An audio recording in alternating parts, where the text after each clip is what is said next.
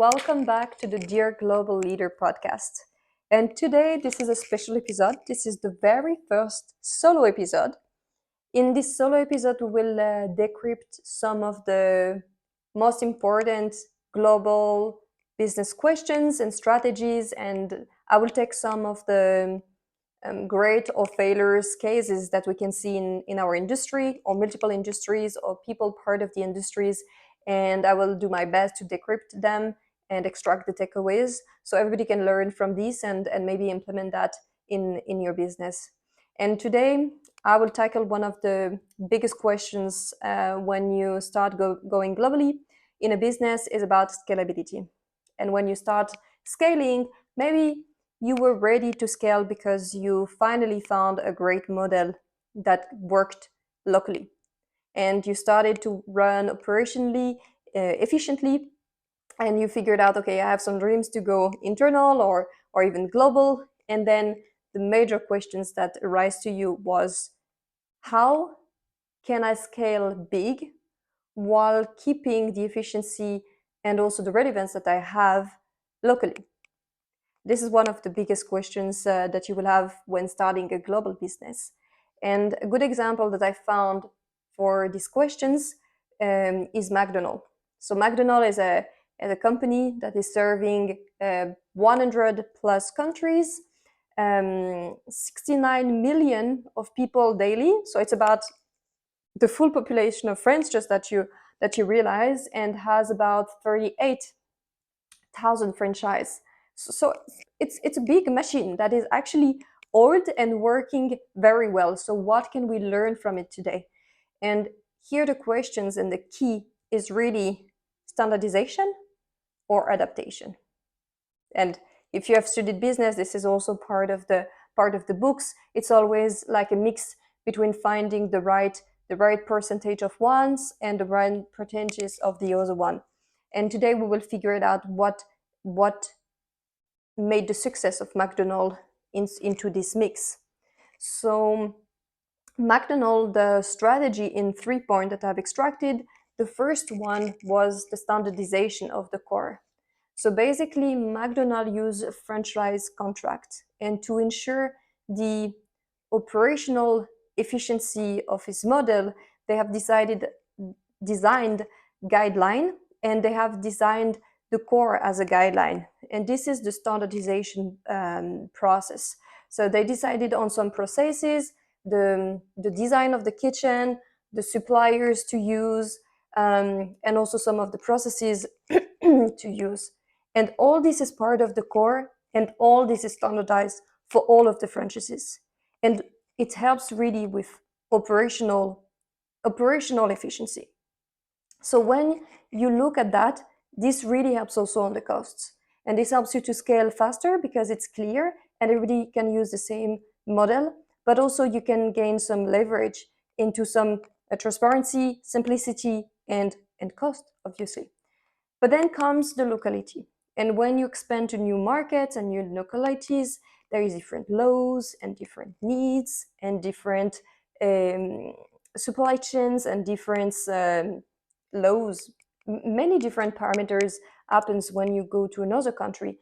Some countries are culturally close and some regions share some of these criteria, but it's not the case with all of the regions. So then you will come to one challenge is where the core will not be adapted to the localities.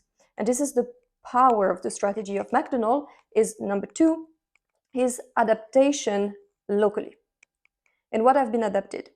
The offer. If you go to McDonald's in one country or another, you will see that the menu is actually slightly different. You may have seen actually some of the menu elements are the same. You may find some similar burger or fries or salad across the world. But if you go, for example, in France, you have a special offering. You can have the Mac Baguette, but in Middle East, you will have the Mac Arabia. And in India, you have the Mac Spicy Paneer. To be honest, sounds amazing. And it's not a gimmick, it's not a joke, it really exists. And in Asia, it's where you see the most diversity and where also McDonald's makes a quarter of their income. So this is a really well-developed strategy. all to say that because of the dietary restriction in India, 95% of the people do not eat beef. They had to adapt for survival their offering.